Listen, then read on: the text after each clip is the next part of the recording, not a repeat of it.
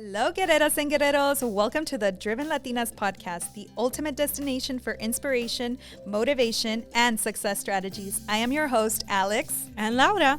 And we are thrilled to embark on this empowering journey with you. Are you ready to unleash the force within you and embrace the power of being a driven Latina? Well, you're in the right place. We'll dive deep into meaningful conversations with incredible people who have conquered challenges, shattered glass ceilings, and carved their path to success. Join us as we explore the stories of bold, passionate Latinas who have not only overcome adversity, but have thrived in the process. We're not just talking about career success, we're delving into the essence of what it means to be a powerhouse in every aspect of life, career, relationships, and personal growth. Get ready for a dose of inspiration sprinkled with laughter, wisdom, and a touch of cultura. This is not just a podcast, it's a movement. So buckle up because we're about to redefine what it means to be a driven Latina. All right. Hello, guerreras and guerreros. We are so excited to be here today with our first ever interviewee. So we are going to be talking today to Yesenia. She is actually our little sister, and we're so excited for you all to hear her journey. It's going to be amazing. We're so excited to have you. We're so excited to be in Hello Studios, and we're so excited to be able to share her story with you all. So with that being said, let's get this show on the road. All right, Yesenia. So as I said, you are a little sister, and we're so excited for you to be able to speak today to everyone. So we believe you have such an inspiring story. So we wanted to kick you off by asking you, can you please share a little bit about your background, very similar to us, but maybe from a different perspective of what you've gone through, and a little bit about your journey and recently, like what you have overcome and your big accomplishment that we were so excited to be a part of. Yes, thank you. I'm so happy to be here with my suit with you guys. It's an honor to connect with the Driven Latinas, Guerreras y Guerreros. I love it. Yes, and the suits are back. And it just so happened that her suit ended up coinciding. Being similar with ours. With ours, so we're excited. Was meant to be. It was meant to be. Yes, yes. Lucky girl syndrome. Yes, my name is Yesenia. I'm the youngest gals from the Beta Gals. And I'm going to share a little bit about, I know that my sisters did talk about on the first episode of season 1, Migrant Life. I'm just going to share a little bit about my perspective. So I started migrating at the age of 10. I was going with the intention of me going to school. And I remember we were all sitting in the couch and my tío, points at us because I was part of the couch, and he asked Mom, are they all gonna work? Mm-hmm. And my mom's like, well, except for the youngest one.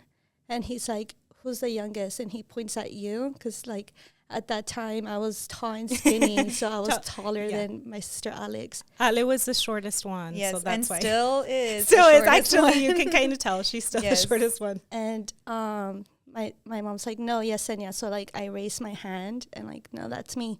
And then he goes, well, I mean, as long as she reaches the pedal, she's good to go. Wow. And so guys, backstory, just to give you a little bit of content behind it. If you have not heard our very first episode, it's all about migrant life and us working as seasonal farm workers. So that's what she was referring to. And she says when I first migrated, she means we would go every summer to Hart, Michigan to work. And we started off when I was going into middle school, and then Laura, I believe, was also in middle school. I was starting off high school. It was my going into 9th grade. And for Yesenia, it's so interesting for me to hear my sister's different perspectives, because I didn't realize she was only 10 years old. Wow. Turning 11 that summer. Wow. So that's incredible to think, just even with my kids, my daughter's 8, and in 2 years she would have been working in the fields. And again, we used to pick asparagus and zucchini. If you aren't familiar with episode 1, which I hardly recommend you go back and listen to our very first episode, because it's very interesting, the adversity that we endured. And so I love hearing your point of view. So then you raised your hand and he said, well, as long as she can reach the pedal, she's good to go to pick asparagus. Yeah, and I was like, what? I was like, okay, cool, I guess I'm working. At the time, I felt proud to be working alongside with you guys, because I remember our ride to Michigan we would talk about our overall goal of what we wanted to take away from migrant life. And our family goal was to buy a family car, so our expedition. So I would just remember thinking like, oh, that's a cool story. I can say I was part of that goal too. Oh, I love it. Yeah. So she was part of that journey, and we did end up reaching that goal. We bought our first family That's car. right. It was an expedition, and we were so proud because we all pitched in to get it, and we got there with the help of our brother Ben also, because he was our accountant at the time. yes, he was the treasurer. We used to call him the treasurer of the money. So he would collect Budget everyone's us. check, and then he would budget us. write everything out and budget. So Yeah. like if we wanted to go to the mall, he would say, "You only have this much to go." And so That's right. But it's so nice to hear that, because I actually forgot that we were all working for that common goal when we first started working. And I think that united the family too. Like looking back, like we don't think about it when you're going through it. You're just like, for me, I was like frustrated, annoyed. It was super hot. But I love that she felt so much pride. Like your perspective is different than mine. Like you had so much pride in contributing because you were the youngest one. So you could contribute to that. Yes. Yeah, she's a baby girl, but we have a baby brother. But she's Yes. a baby girl. From the girls, she's the youngest. So that's awesome to hear that you were part of helping us reach that goal. So Yeah, so I just remember my first day of in the fields. I had my fit on. I had my pañuelo, my headband, my cap, my gloves on, and I remember standing in the in front of the field. It was so big and so wide. It felt at that time like a never-ending field. And Laura approached me and you asked me, "It's big, right?" And I just remember nodding my head, like, yeah. And you're like, think about it this way. Every asparagus that you pick, that's $1 for us. And then you go, and if you miss one, guess what? And I'm like, what? Like, do we get in trouble? And then you're like, no, you just pick it the next day. And I remember us laughing about that because as you guys remember my tia Leila's famous quote, when you asked, when are we getting a day off? Yeah, when is our day off? And then she goes, do the asparagus stop growing? No. No, So they no, you don't get a day off. I was like shocked when I heard that. And legit, like I took, like, Laura, you sparked this fire in my belly of what was expected of me.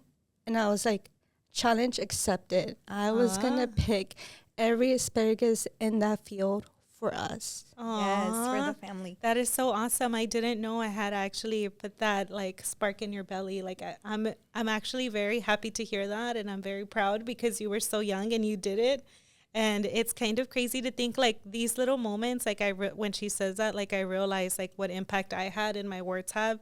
So always think about that. Like your words are other people's truths. So be careful what you say. And also always try to empower other people, because I didn't know I made her feel this way. And it's so nice. And it's actually like amazing to realize like she really did such a good job, like being so young and picking asparagus. And we all did, but I didn't know that I was one of the people that like sparked that in her. So I'm happy to hear that. And everyone else heard it too. Yes, to me at that time, I took pride of, like I said, being part of the family goal, but also knowing that I was also going to get my share of money to buy the things that I also wanted. Mm-hmm. So that to me was also a drive. And even working alongside with you guys, I was never the complainer. I was always like, okay, let's do this. Like, I was going to pick that every asparagus in that field for us. Aww. So I liked migrant life because it also gave me like a social status at school. I was known as Yesenia, the one who would migrate. So I would always be coming late from school, but also leaving early. So it was a big deal whenever I would come back or when I would leave.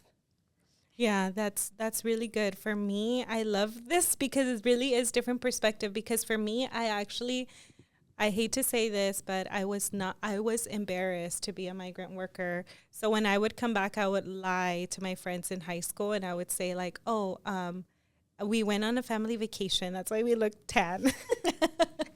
But I love that you embraced it, and like people knew you're a migrant, you were gonna come back, and guess what? You worked really hard, so you're gonna have like the coolest clothes, the coolest shoes. Like you were all about embracing it. Like I really like that perspective. Actually, talking about that, like one of my close friends, she told me, like, she was like, you know, I'm jealous of all the things you have. And I remember that was so real of her to say. And I remember thinking and telling her, like, well, just know that all the things I have, I had to work hard to get. Yeah, Exactly. that's right. And at that time, I was like in 6th grade. So at that time, I knew to take pride of the things I had because I worked hard to get. Even though when I would come back from migrant life, my friends might have the same things as me, even better. But the only difference is like I knew I worked hard to get it, and their parents got it for them. Yeah, So to me, even to this day, everything I have is because of myself, and I just take pride of working hard to get the things that I liked. Yes, so it definitely transitioned over into real life as well. Into adult life. I think I want to say that about her, about Yesenia. Like we all work hard. We are all very hard workers.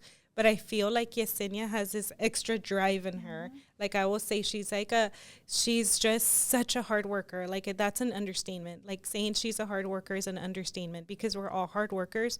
But she has like this additional like motivation and ambition and drive that I feel is like fire. Like I feel like I think of you and I think of fire. Unstoppable. Unstoppable today. Yes, exactly. We're so proud of you. I know. And I wanted to clarify because I heard her say that I had to leave school early and come back late. So what she means is like we would leave before May. So maybe like April, right. End of April, we would leave and, start the drive over to Michigan. So obviously we would miss all of May. We had to withdraw early from school. And then when we would return, we would miss like maybe August and we would come back in September. So we would miss another month of school. So that's what she means. And that is hard on a kid. But I'm glad that she was able to embrace it. And even her friends, like I always tell you, the girls, I'm like, she was such like a popular kid because all the girls, yes, he's back. And they would come to the house. And she was so popular. Yes. I was a little bit jelly about you being so popular. But but I know you said we left early and we withdrew. We need to give a shout out to all those migrant people that are out there because that doesn't mean like you just get to leave school early. You actually have to make up all the work that for that last month. Like you have to do it early. And then when you come back, you have to catch up with all the work. So it's not like you just get to leave like, oh, you're excused for like the last week's semester exam or anything like that. We just had to take it earlier. And then when we come back, we had to catch up. So I want to give a shout out because I don't think people understand like the migrant kids that do this and they go to work in the fields in the summer, that they actually have to catch up on the work and they have to try really hard. I remember reading underneath like a tractor, like literally reading my like English summer homework because I was in AP English and I had to like be ready for when I would go back. So that was just our daily life. And a lot of times they would give us these giant packets and like we had to complete them and bring them back when we came back. So like we didn't get away with work. We still had to work. And there was a time where we actually started school in Michigan. And that's a whole nother perspective. Did you have to start school in Michigan? Yes. Tell me about that. So it was like a little bit embarrassing because my name is Yesenia. It was really hard for them to pronounce my name. And Yesenia. to me, they wouldn't pronounce it. Yeah. So it was really hard. I would just give up and be like, you can just call me Yessie. Oh, good. Okay. So that's where Yessie started. Oh, I never knew. Okay. Yeah. So, that's where Yessie started when I migrated. Mm-hmm. I remember my last year, like my last summer of migrant life, I was like, it's my last year in Michigan. And then a second later, it turned from 1 second of relief to another second of like, it's my last year as a migrant life. Like, what am I going to do for money? It was my last summer was my summer going into my freshman year in high school. So I knew what I wanted to do in high school because my sisters were in the dance show team. So I knew I wanted to be part of the dance show team. I remember watching my sisters practice. When I say my sisters, I mainly mean Laura. Yep. I would practice a lot, although I was not the best one on the team by far. Oh, the dance drill team. Yes. But I would love to watch you practice because I would practice with you and we would stretch together. So that's how I started getting into dancing, and I loved dance because of you guys. And I knew, I was like, I'm going to be in the dance show team. And in order for me in a dance show team, girl, I have to have money. So I remember, that's right, I was that girl selling chips. I started selling chips and chocolate in high school. I was that girl hustling. And I remember I would come back home with my bag full of chips and candy. It was a new year, so my friends were like, oh, my New Year resolution is to not eat junk food. Mm-hmm. So I was like, girl, this is not working out. I have to change something. Like, I'm coming back home. Pivot. Yeah. So what I ended up doing is I started selling fruit. And that was a banger. I was like, I love it. Entrepreneur in the making. Yes. And at that time, I was just like doing it to get money. And I was like, at the time, I was like, if I can work in the hot summer, if my friend tells me no, that's fine. That's a no. Mm-hmm. I was never embarrassed. I was never embarrassed of migrant life. All my friends knew, and they loved how I owned it. Wow. So like me owning it, and like me coming, like decked out with awesome outfits, like I guess I just owned it. I don't care. Maybe that's why I think you maybe attracted more people, because you were just so real about it and authentic about it. And I do remember her and the table, like my mom has this big giant wooden table in the middle of her dining area. And my sister would have all these Ziploc bags with all the cut up fruit that she would go and start cutting. And then she had her little tajin, and if you know, especially if you're from the valley. So she would have that, and she would ask, do you want it with tajin or chamoy? And she would put it on. So wow. I do know she hustled a lot in high school, and I give her tremendous props, because the only reason why we probably managed to be in the drill team, what like she said, is because we were migrating when we were in high school. We were going off into the fields and working over the summer, so we would come back with money. The only downside to us going and working in the fields is in the summer is that we would miss out on the dance camps that would happen over the summer. So all our friends would get to do all these the cool camps and get their practice on, and we would be picking the fields, but at least we got our cardio. I know we got our cardio and for stretch. Sure. So my senior year, I don't know if my friends know this, but that's how I ended up paying for my dance camp and my prom dress, is by selling fruit. That's awesome. Yeah, that's really good. I do remember you always, like, that's why I'm saying, like, you have like this extra like hustle and drive. And you were always doing something, like thinking about the next thing. Yeah, and you guys really did shape me. And you, Ale, too. Ale would push me to not only practice my technique, but also, like, at the end of the year. Where your dance? Like your... the rankings? The show. Oh, like a big show. The spring show. The spring show at the end. So Ale would, like, well... I don't know if you guys want to get into that. So, like, Ale would... Drill sergeant you? Well, yeah. Yeah, I do remember that. Do remember okay, this. I'm not ashamed, people. I was such a drill sergeant. I remember. It reminds me of the lady from the Tiara. Oh, my gosh. She was my dance mom. Yeah, she basically was like a dance mom. And she would be like, point your toes. That's what I could hear from the inside. You're not pointing your toes. Try again. And so, like, I would have her practice. But again, like, now, like, it's only, and I will say this, I wish I had that when I was practicing, because I wish I had a parent or someone to guide me and show me, like, this is how you do it. And so, like, I knew what the instructors were looking for. So I wanted her to be the best one out there. And she always was. Like, if you ever see my sister in person, she's like, what, 5? How tall are you? Well, I'm 5'5". But in the valley, that's actually tall, because like where we're from, that's actually a really good height. I'm like, what, 5'1", and so yeah, so almost everyone that's average height in the valley, and Yesenia's was not. So she was like a tall model, like out there killing it as always. And I hope we find footage from when you dance so we can show our listeners, just so they can see the visual of what I mean.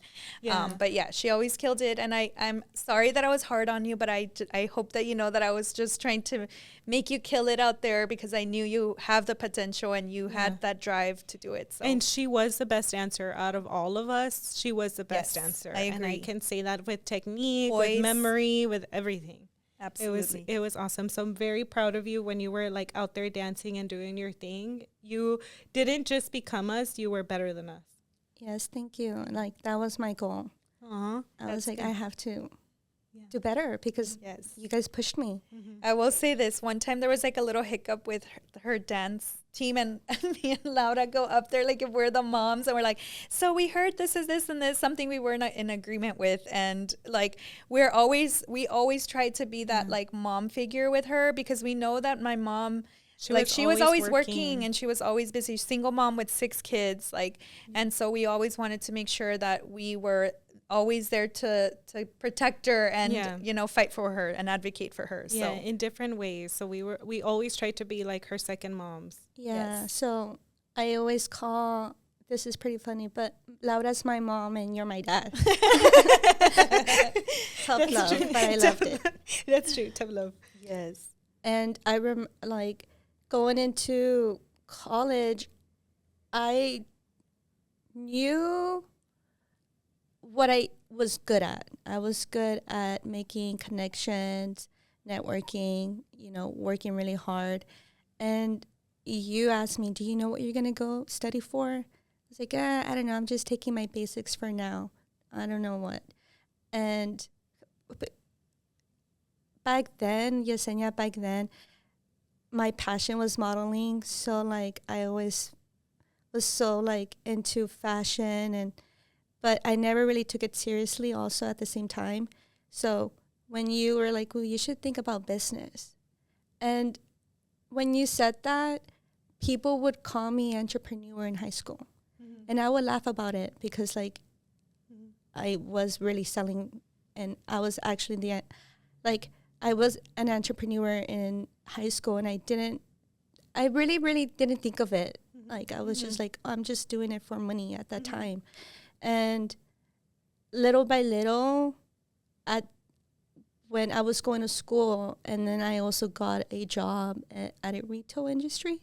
So I started off as a bagger, and I went in with a fire to grow within that company. And sure enough, I became a checker. And when I became a checker, I was already taking lead. I was leading projects as a checker. That's how like hungry I was for growth. And I was really motivating my team to sell. And I was motivating my checkers, or coaching my checkers as a checker. And little by little, I started realizing like business was my cup of tea, without like just I was just a natural businesswoman. It just was in me. Yes, and I, from my point of view, seeing her working at H-E-B, she would come with numbers, and she would say, this is how many we have to sell, and look, we surpassed it. And then she would show me the actual sales, and it was always, because they always have promotional items, like they call them like wow items. Wow items, there you go. And so they have to sell a certain amount to meet their goal. Well, they would, because of her coming up with different techniques and different strategies to upsell, they would defeat, you know, the goal and surpass it by crazy numbers. And I was always so like, keep going, like you for sure are this is shaping you right for the next thing. So yeah, and I want to say too, one thing she said, right, like I didn't, like people would call me an entrepreneur and I wouldn't think about it. I think this happens a lot in the Latino community, because we have a lot of hustlers. We have a lot of little businesses that are like out there hustling, like mom sold tamales too, like to make a living, but we don't consider that entrepreneurship. But it is a business. It is something that you're generating, a product that you're creating, and then profit is coming in and you're investing again, and you're putting cost in whatever you're selling. Like that is entrepreneurship. But I don't think a lot of like Latinos think of it themselves that way.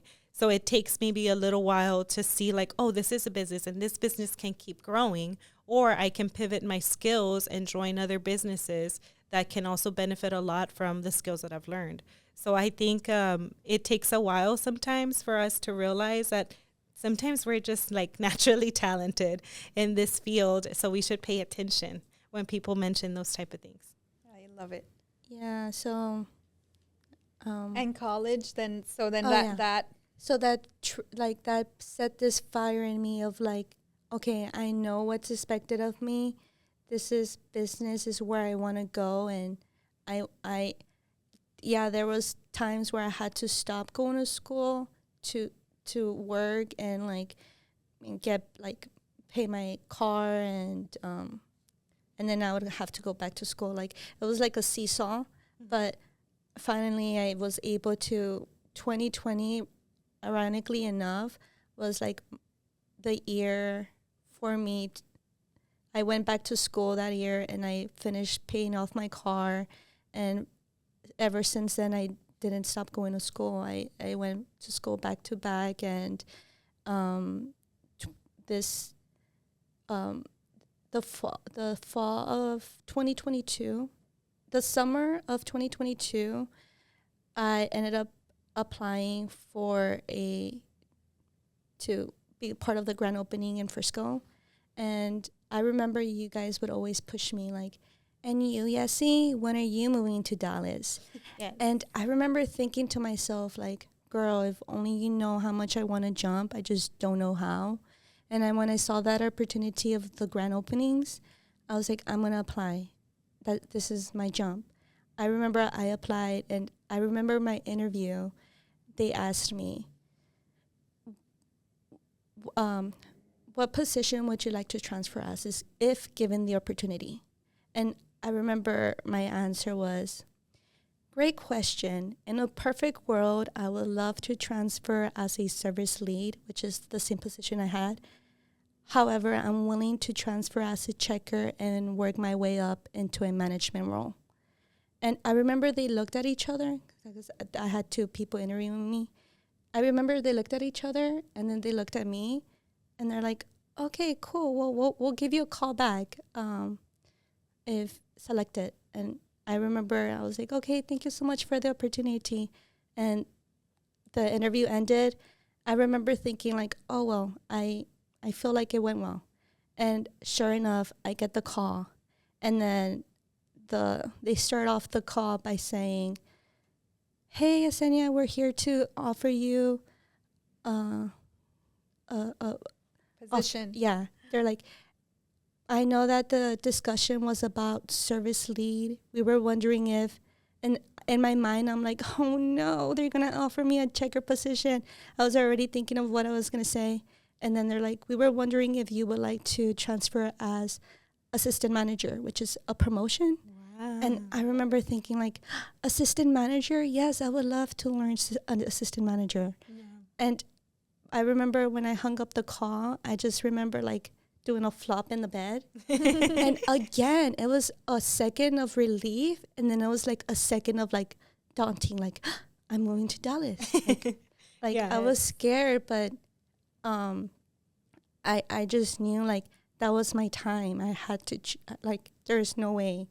Yes, and for those of you that are not familiar with Texas, if you're in across the world listening to this, H-E-B is a huge grocery store here in Texas. So they are currently opening new ones all over the place, and one of the places is here in Dallas. So they opened a Frisco one, and now they have a Plano. We're hoping they open one close to where we live. Yeah, we love it. And it's just fresh produce. Highly recommend if you are ever in Texas to check out an H-E-B. They have amazing customer service, and that's why she keeps saying H-E-B.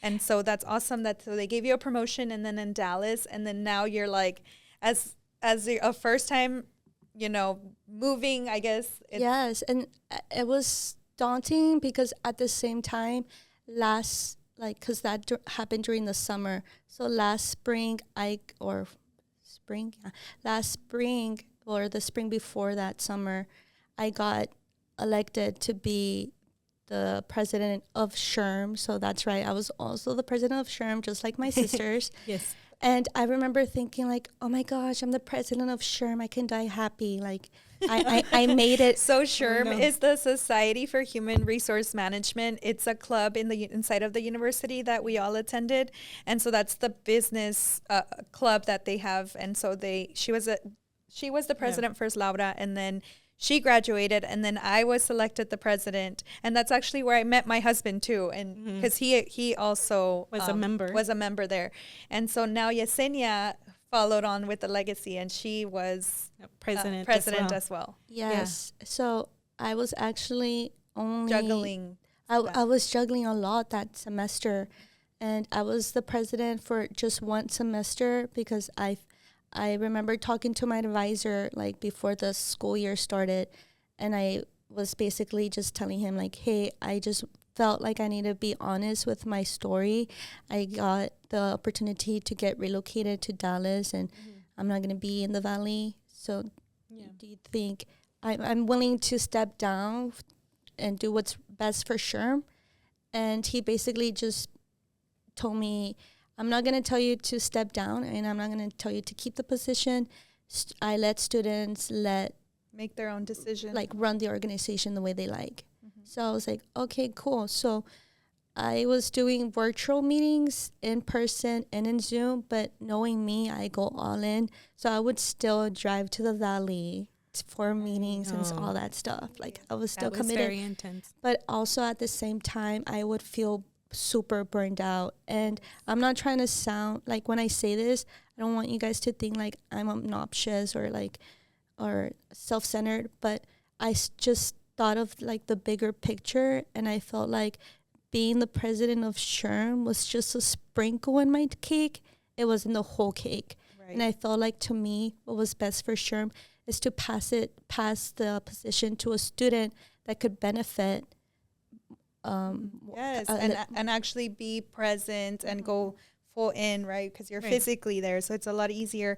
And I think I want to shout that out so much, because I do remember having that conversation with her. I always tried to give her advice, but I know ultimately, like, she has to decide whenever she's ready. So one of the advices I was giving her is, like, you gotta let some things go so that you can focus on, you know, your purpose, which right now is getting familiar with your new role and, you know, just settling here, like starting your roots here, and you got to start cutting ties with what's happening back home.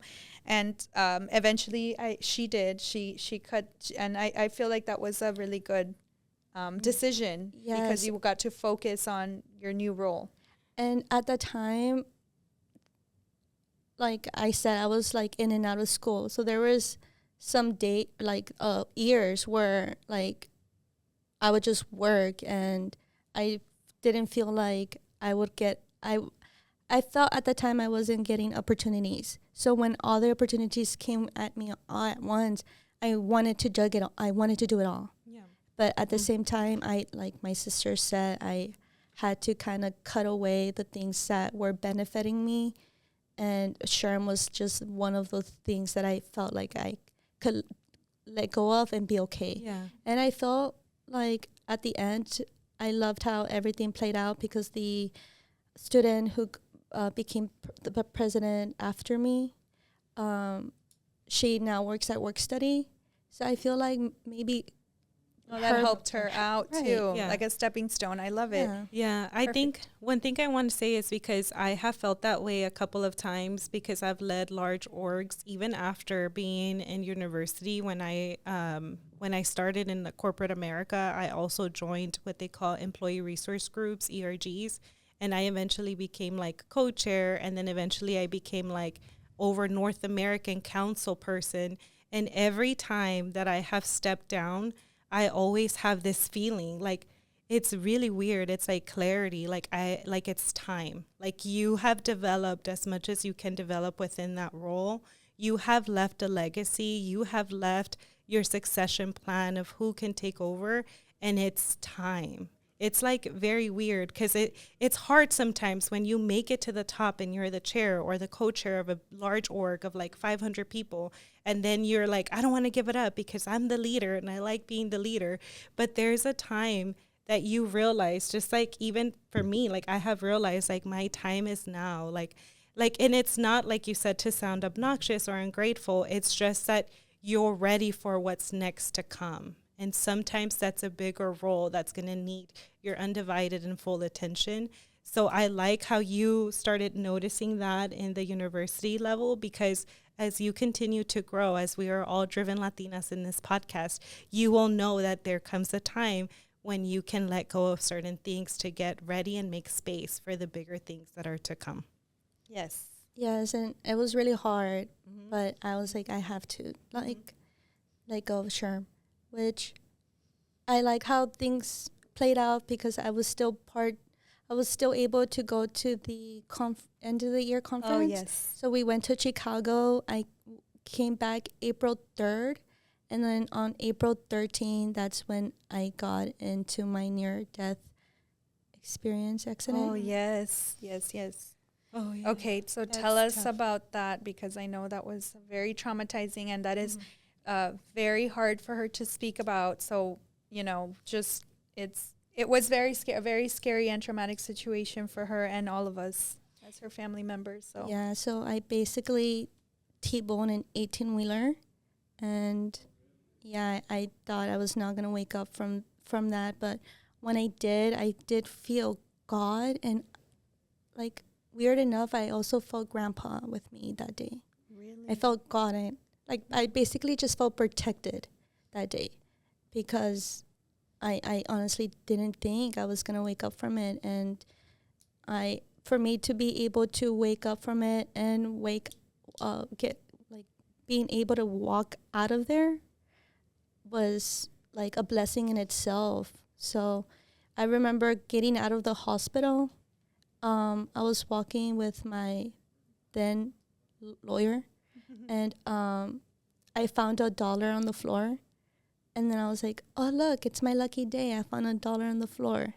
And then we laughed, and he goes, girl, if you stick with us, you'll get a lot more than $1. oh my gosh. Yeah. So yeah, that's a very traumatic. And you were making your way down to the valley, right? Yeah. So again, she still had ties to the valley, so she was still driving there, and again, she still had documents for school that she needed to turn in. So she had a purpose for her drive down. But so from Dallas to where we live, it's an 8-hour drive.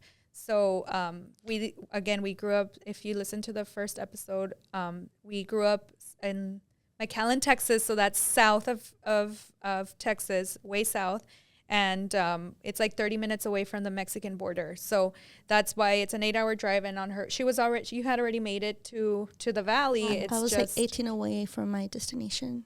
Oh my god. 18 minutes. I remember I cried and cried when she told me, and I told her, yes, go to the hospital, because I know when you're in shock, You're not thinking everything. well. And so she's like, should I go to the hospital? I'm like, yes. After she said 18-wheeler, I'm like, yes. Yeah.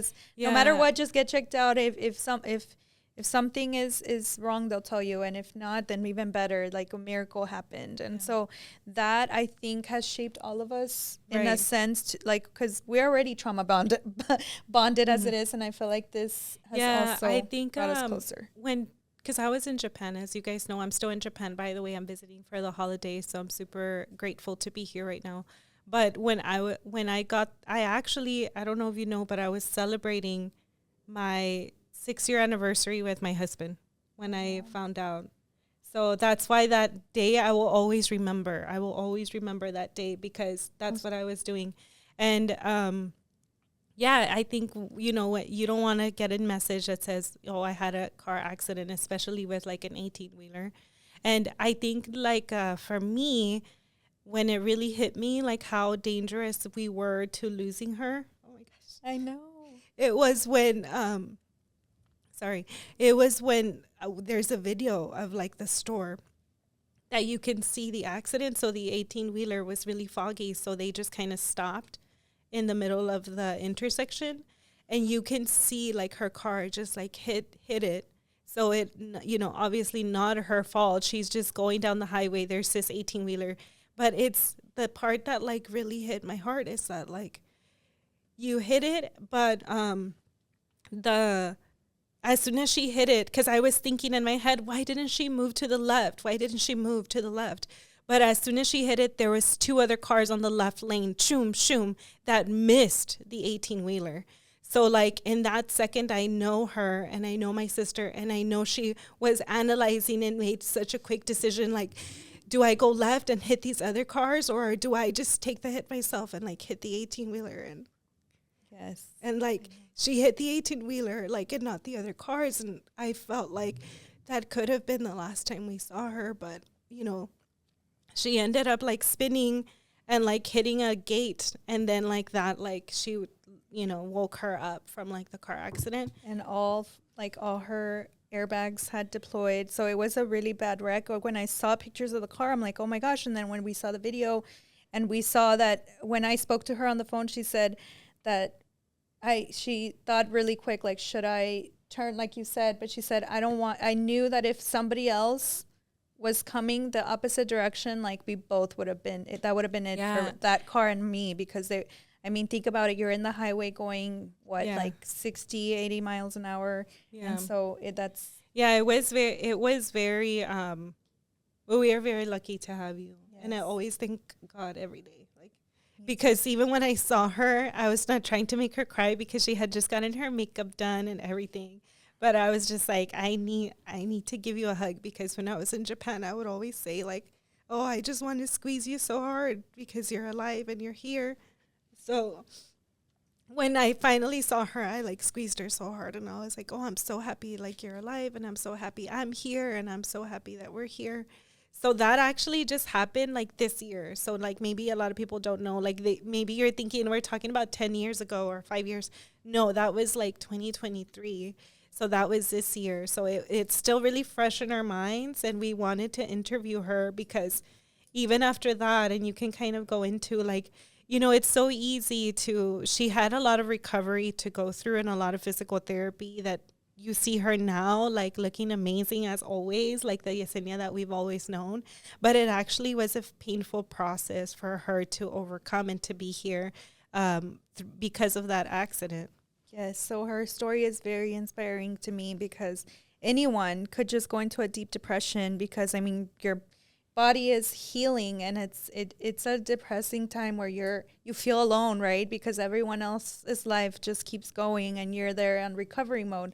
So I do know that this has helped her in so many levels, especially because my mom always busy with 6 kids, and my sister was one of the second to the smallest. So of course the smallest probably got most of the attention, but now that my sister went, back to the valley, my mom lives there. So their relationship got so strong as well. And like, I felt like there was so many things that happened that in the end. But tell us, like, you should tell us, yes. Like, you obviously overcame so much, but like, so you can help other people that may be struggling too, like. Yeah, I remember I asked for like a therapist. So I remember talking to my therapist, and I remember crying to her and telling her like, oh, I just feel like my whole life is on pause, and I was crying. And then she goes, well, good rather than ending. And then when she said that, like my tears soaked up. Like I was like, girl, you're right. Like, yes. I'm over here crying because I feel like my life is on pause. Because yes, it was a big change. I ended up having all my apartment stuff in storage. I ended up moving back to the valley, not just back to the valley, but back with my mom. Some might seem like that's a total L, but honestly, it was such a win, because like you said, I had a better connection with my mom, and then also the TBI helped, like my therapist helped me cope with my TBI. So really quick, TBI for like some people may not know. Traumatic brain injury. Yeah, you were saying so, that. Yes. So her recovery with her TBI and everything, and your therapist was able to. Yeah, so I ended up like coping, like basically like alarms are my best friend. I know, yes, alarms are my best friends. So I set up alarms. I love to journal. I loved my planner. And I would always make fun of Laura because, as you guys know, Laura is the planner of the family. So I was always goal-oriented, and I was sort of organized, and then sometimes I'll be like, whatever. But then, like, the TBI, like, forced me to, like, literally write things down because I would forget. So I ended up leveling up to Laura's level of organizing. Like, I love putting stickers on my planner. I love putting stickers on my calendar, and I own it. Now I lean into it. Before I used to run away from it and like kind of tell myself like, I don't need a meditation. I don't need a journal. And then I would catch myself like, I forgot this. I forgot to do this. And then I would kind of like teach myself like, okay, well, if you don't want to forget, you need to write it down. Mm-hmm. So I'll be like, okay, fine, I have to write it down. So now I lean into it. It's like, okay, now I write it down. And I didn't stop school. That's the one thing I did not stop. I did not stop going to school. Yeah, my life in Dallas was like no longer, but I was like, okay, now my life right now is school. And my accident was April 13th. So it was the ending of spring 2023. And I went to summer one, I took a class in summer 1, and I took another class summer 2, and then I took 5 classes this past fall. And I remember talking to my sisters and asking them, like, guys, should I take 5 classes this past fall, or should I take 4 classes this fall and 1 class in the spring? And Alice, like, you've taken 5 classes and work full time, right? And I was like, yeah.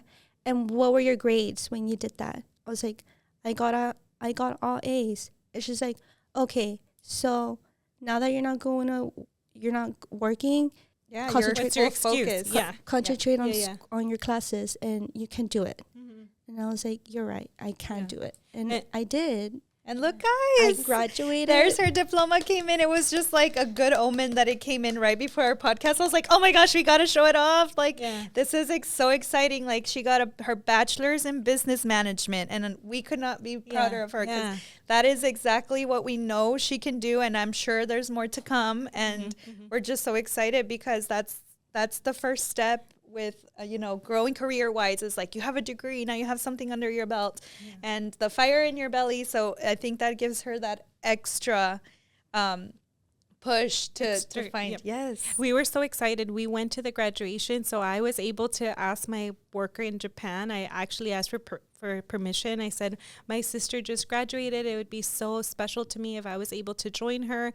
And I was so happy that they let me go. So we were able to go together to see her graduate. It was like such a special moment, given like all the stuff that she had to overcome. And I also think that her being organized and keeping her classes, I think that helped a lot with her TBI, because you have to read and you have to keep your brain working. So I think all of that helped out. And I am so proud of you. And I know I've told you this, but I super mean it. Like, we're so proud of you. Like, this year has not been the way that you thought it was going to go, but you still accomplished so much. She's a survivor. Like, I think that's like the biggest blessing we got the whole this year. And this podcast is actually helping us reflect on all the things that she has actually been gone through in 1 year. Like, that's crazy. And I want to say too, because I don't think we've given her enough credit, but she took a while to, as she said, like, she would go to school for her bachelor's degree, then she would like go full-time to work and then full-time to school.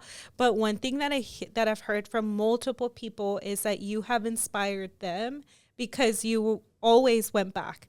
Like, a lot of people from college, like, they stop forever, but you would always go back, even if it was one class. Like, they're like, I've heard like different people, even at your graduation, and like I've heard it from others, like she never stopped. Like she was always going, even if it was like slow, but like Slow and steady won the race. one class at a time, but she was going. And so they people, you have inspired them, and we were thinking like you would be so great for our listeners to hear, so you can inspire others, just like we've heard you've already inspired people.